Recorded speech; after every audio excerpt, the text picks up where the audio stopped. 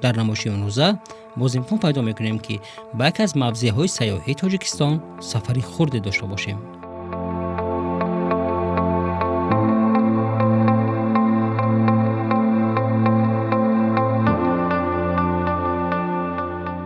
معلوم است که تاجیکستان مکان کلودره‌های زیادی است و آنها مکان آب‌های مصفا و نوشیدنی اند.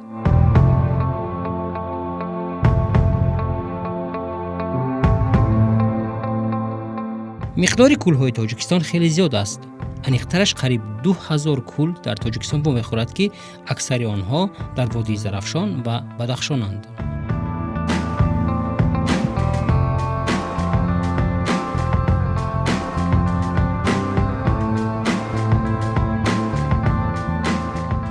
سفر امروزه ما به یکی از کول‌های تاجیکستان صورت می‌گیرد که آن نام دارد رنگ کول.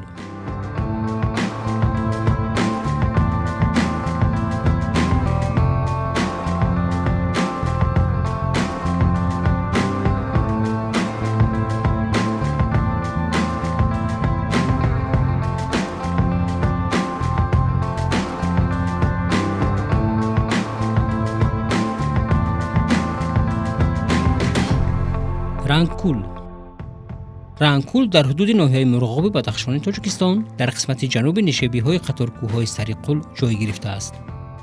میگویند که رنگکول به آن خاطر نام گرفته است که وابسته به تغییرات وضع آب و هوا و دوامناکی روز رنگ آب در نظر دیگرگون می شود.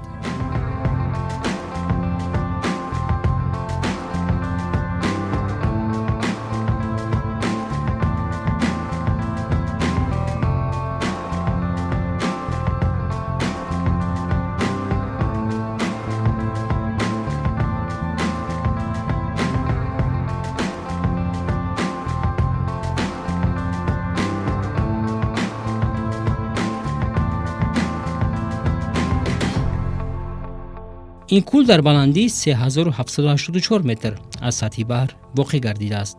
یک رود خرد این کول را در مسافت 9 کیلومتر به کول دیگر شارکول می‌پیوندد.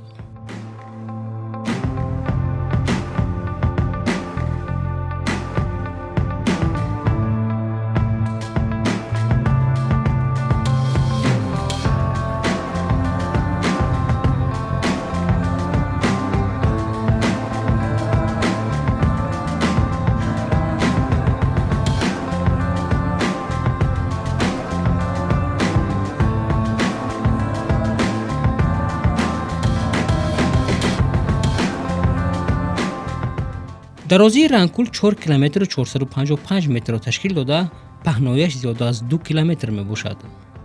میدان این موضع 7.8 کیلومتر مربع را تشکیل می دهد و چقاریش تا 2.5 متر می رسد.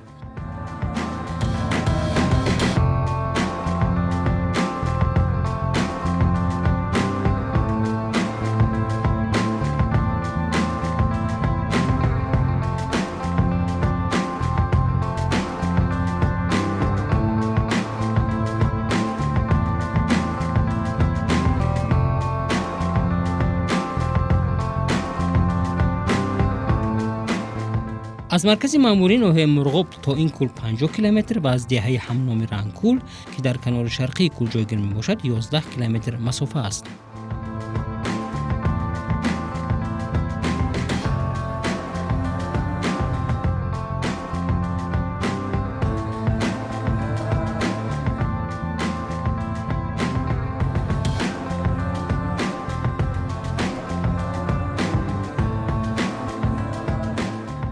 آب کول مصفا و نوشاکی بوده، رنگش در دوام روز از فیروزه رنگ و کبود تا بنفش و نیلابی عوض می شود. کول از حساب آبهای پریخی و برفی سرچشمه می گیرد. آب جاری شونده به کول و از کول سرعتی بلند ندارد.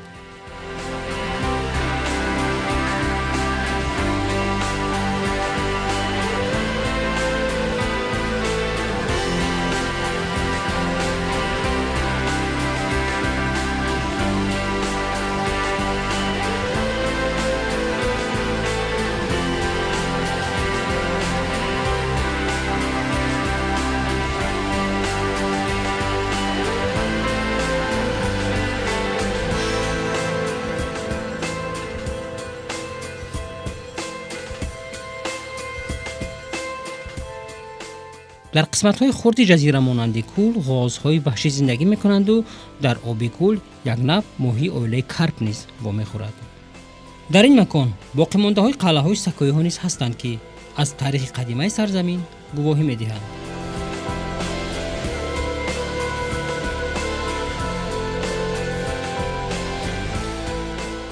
امروز ها نیز دوستداران سیر و سیاحت و طبیعت ناتکرار تاجیکستان نوابسته از فصل‌های سال به این مکان برای تماشا می‌آیند. رنگکول نیز چون دیگر منطقه‌های سیاحی کشورمان با موضع جایگیرشوی و نظرربایی خاص دقت همه را به خود جلب کرده است.